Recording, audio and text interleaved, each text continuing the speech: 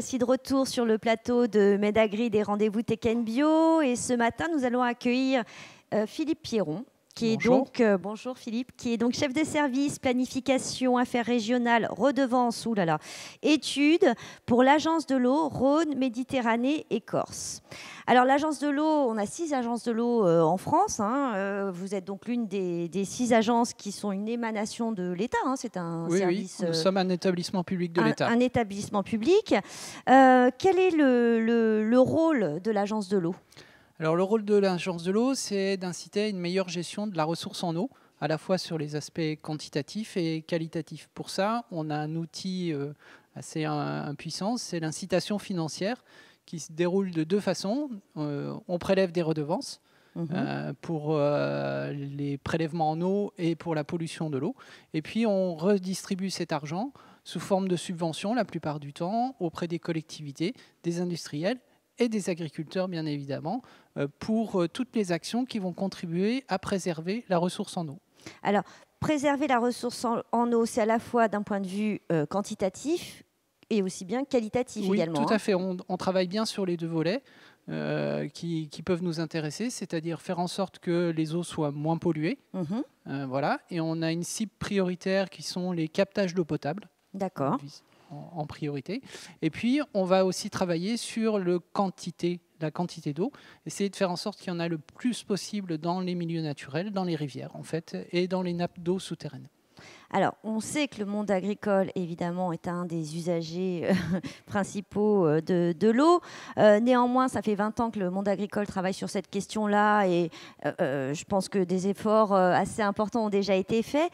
Mais comment on peut continuer à économiser l'eau quand on est agriculteur ? Alors, on va travailler sur plusieurs sujets en même temps. Le premier, ça va être de travailler sur l'ouvrage qui va apporter l'eau auprès du monde agricole, et on va essayer de faire en sorte de faire des économies sur cet ouvrage. Alors, en Provence-Alpes-Côte d'Azur, nous avons beaucoup d'associations syndicales autorisées qui transportent cette eau, qui la prélèvent, qui la transportent et qui l'amènent auprès des parcelles. On va travailler sur cet ouvrage de transport pour faire en sorte qu'il soit plus efficient, c'est-à-dire qu'il y ait moins d'eau qui soit utilisée pour arroser la même quantité de parcelles. Et donc, généralement, ce qu'on va essayer de faire en sorte, c'est de moderniser ces canaux d'irrigation avec, la plupart du temps, un passage d'une irrigation gravitaire, donc un apport d'eau assez important à la parcelle, jusqu'à une aspersion sous pression avec des asperceurs en fait, auprès, qui sont utilisés, voire même dans les systèmes les plus efficients, du goutte à goutte qui sont directement donnés sur les plantes. Quand on passe du gravitaire au goutte à goutte, on économise en proportion, pour nous donner une idée. Alors, on a des chiffres globaux. On dit que globalement, quand on travaille sur du gravitaire, il faut 25 000 mètres cubes d'eau par hectare. Et quand on travaille au goutte à goutte, on peut tomber jusqu'à 1500 mètres cubes par hectare. Donc, vous voyez, l'économie d'eau est très très importante. Et cette économie d'eau, bien évidemment, on va pouvoir la laisser dans les milieux naturels ou pour d'autres usages sur les territoires. D'accord. Donc, effectivement, on modernise ces canaux d'irrigation. On peut également agir sur les pratiques culturelles, les pratiques agricoles, j'imagine. Tout à fait. Alors, là, on travaille avec le monde agricole et avec nos partenaires, généralement sur de l'expérimentation pour tester en fait les nouvelles méthodes. Donc, on a deux dispositifs aujourd'hui qu'on teste. Le premier, ça va être d'améliorer le moment où on apporte l'eau pour qu'elle arrive à la plante vraiment au meilleur moment.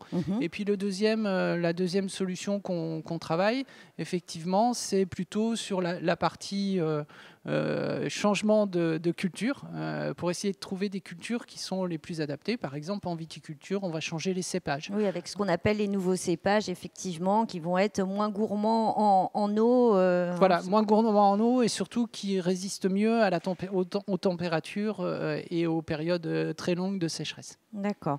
Donc, troisième volet, concernant l'eau, vous m'avez expliqué tout à l'heure qu'on pouvait aller chercher de l'eau ailleurs sur d'autres territoires. Oui, effectivement, quand on a fait toutes les économies possibles sur un territoire, parfois ça ne suffit pas. Mais on n'y est pas encore, on n'a pas fait toutes les économies. On n'a pas tout fait, mais Mais on commence déjà à se poser la question en disant, même si on arrive à faire toutes les économies qu'on aura pu envisager, dont on parlait tout à l'heure, peut-être que ça ne suffira pas sur certains territoires. Avec le changement climatique, peut-être qu'il faudra faire encore plus d'efforts.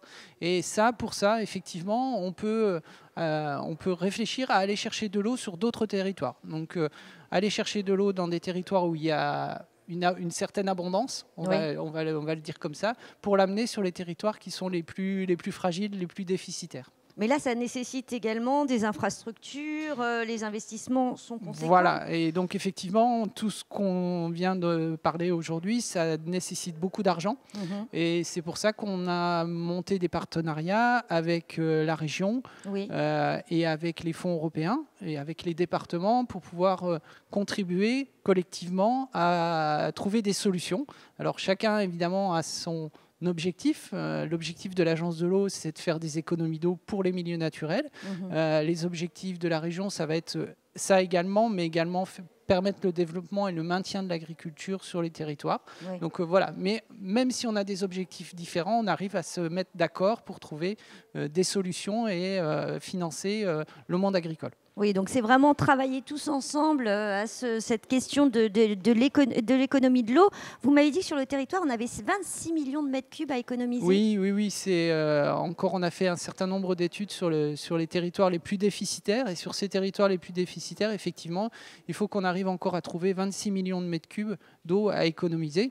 Ça paraît important, mais en même temps, c'est atteignable. On sait que c'est atteignable. Voilà, il faut qu'on fasse collectivement des efforts et qu'on contribue à travailler sur les montages de plans de financement, l'appui technique auprès des agriculteurs, et puis prendre du temps, bien évidemment, parce que ça ne se fera pas en 2 minutes. Combien de temps pour économiser 26 millions de mètres cubes, si on fait tous ce qu'on doit faire, combien de temps ? Il faut bien compter une dizaine d'années pour arriver à faire que tous les travaux soient terminés et que ce soit vraiment efficace. Bon, on se revoit en 2030 et on fait le point alors. Voilà, tout à fait. Merci Monsieur Pierron, bonne journée. Bonne journée à vous également, au revoir.